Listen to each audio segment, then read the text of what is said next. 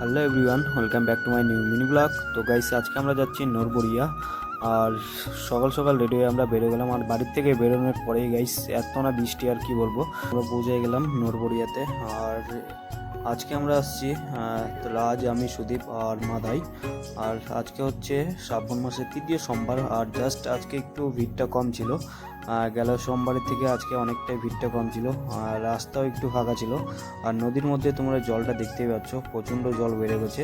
তো আমরা গাইস চান করে আসছি অলরেডি বাড়ির থেকে, তো আমরা চান করব না। আর জাস্ট জল নিয়ে আমরা যাব এখন মন্দিরের দিকে। নিয়ে গাইস আমরা লাইনে দাঁড়িয়ে পড়লাম। আর লাইন আমাদেরকে একদম ধরতে হচ্ছে মাঠের দিকে। আর দেখতে পাচ্ছ কত বড় বড় লাইন। এদিকে এখানে সময়টা একটু কম লাগে, খুব তাড়াতাড়ি টেনে নেয়।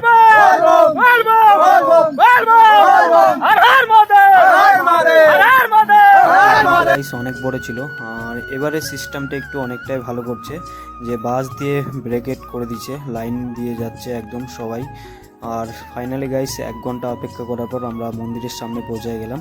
আর মন্দিরের কাছে এসে গাইস আমাদের কপালটা একটু খারাপ ছিল। মন্দিরের গেট একটু বন্ধ করে দেওয়া হয়েছিল, যে কারণে আমরা একটু দাঁড়িয়েছিলাম। ফাইনালি আমাদের জল ঢালা কমপ্লিট। আর অনেকক্ষণ অপেক্ষা করার পর আমাদের জল ঢালা হলো। আর চারপাশে শুধু কাদা আর কাদা দেখতেই পাচ্ছ। আর আজকে শুধু বৃষ্টি আর বৃষ্টি পড়েই যাচ্ছে সকাল থেকে। তো আমাদের গাইস সেখানে সব কিছু কমপ্লিট। আর এখন বেরোয় যাচ্ছি আমরা এখান থেকে। আর প্রচুর গরম।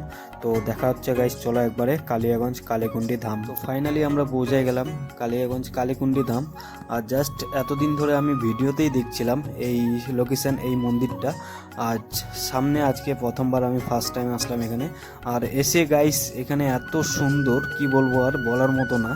যে ভিডিওতে আমি যেটা দেখছিলাম, আর সামনে কিন্তু তার থেকেও বেশি অনেকটাই সুন্দর, ভালো দেখতে। জায়গাটা এত পরিষ্কার পরিচ্ছন্ন, জাস্ট অসাধারণ এই জায়গাটা।